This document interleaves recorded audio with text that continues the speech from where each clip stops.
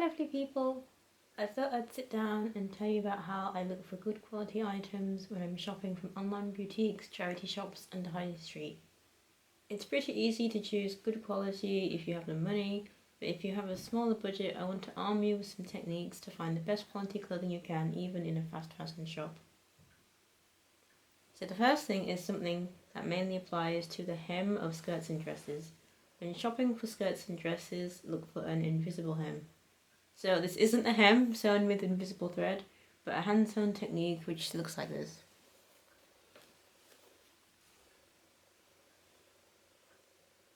Since it's hand-sewn, it takes longer and requires a skilled sewist, which will tend to bring prices up but creates a lovely finish.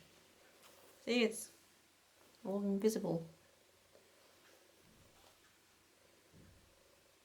Higher quality items are more likely to use this technique and can be a sign of a good quality garment. Next is this cardigan from a vintage reproduction boutique, which I think exemplifies a few of my points. First is actually a tag.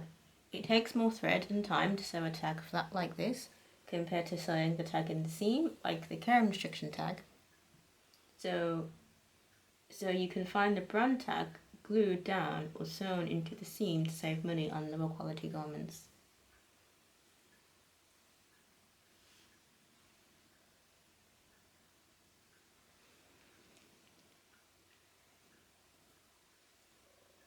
They've left the long sides unstitched, but I think it's for ease of hanging up on a coat rack or something. If a tag is sewn like this, it's usually a good sign.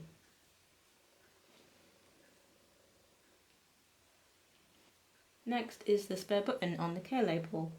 Clothing that comes with spare buttons are intended for longevity, as it's expected you'll mend the clothing. Poor quality clothing often won't do this because you're expected to throw it away.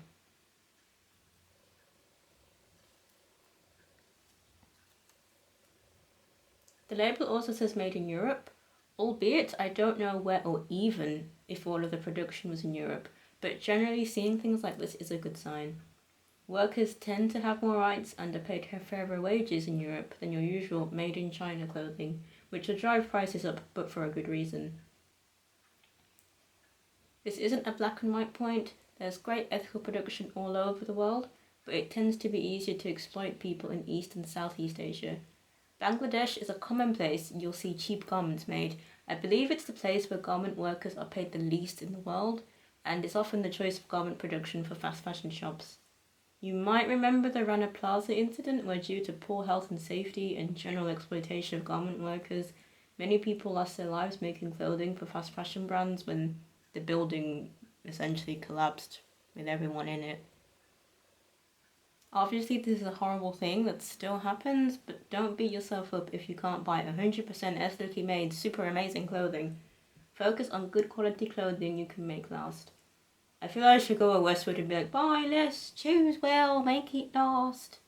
Why am I doing like a fake British accent? I'm from Britain. Last are these trousers. These are higher end, fast fashion trousers I found in a charity shop. The fabric is a nice thick cotton twill and it's solid, especially considering it's second hand, but I'm going to be nitpicky with the seams. The last are these trousers. These are higher end, fast fashion trousers I found in a charity shop. Their fabric is a nice thick cotton twill and it's solid, especially considering it's second hand, but I'm going to be nitpicky with the seams. The inside seam is top stitched, which is fine, but the outside seam is a closed seam. Compare this to the jeans from the vintage reproduction boutique. Look at that. Look at that lovely open seam. So open seams take more time to sew than a closed seam, so cheaper garments tend to save money here. A closed seam won't compromise the integrity of the garment construction. Both garments are solid, but my jeans cost more because of techniques like this. Also, this trouser has fake pockets, which are the worst. The offending jean is this lower end fast fashion jean. The zip and hardware has gone green. The metal is made of a copper alloy and has reacted with moisture and oxygen and created a patina. You tend to also get this on cheap jewellery. I thought it was perhaps a storage issue, but look at the zip on this suit stored in the same place. Pristine. Bear in mind this suit is from the 1950s, about 70 years in, and this suit's still looking fresh.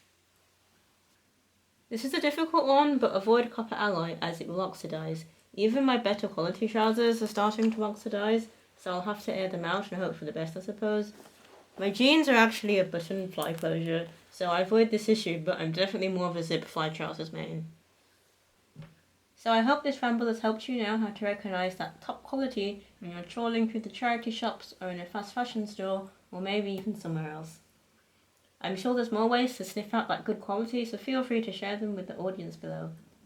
Go have fun being ethical and sustainable. Okay, bye!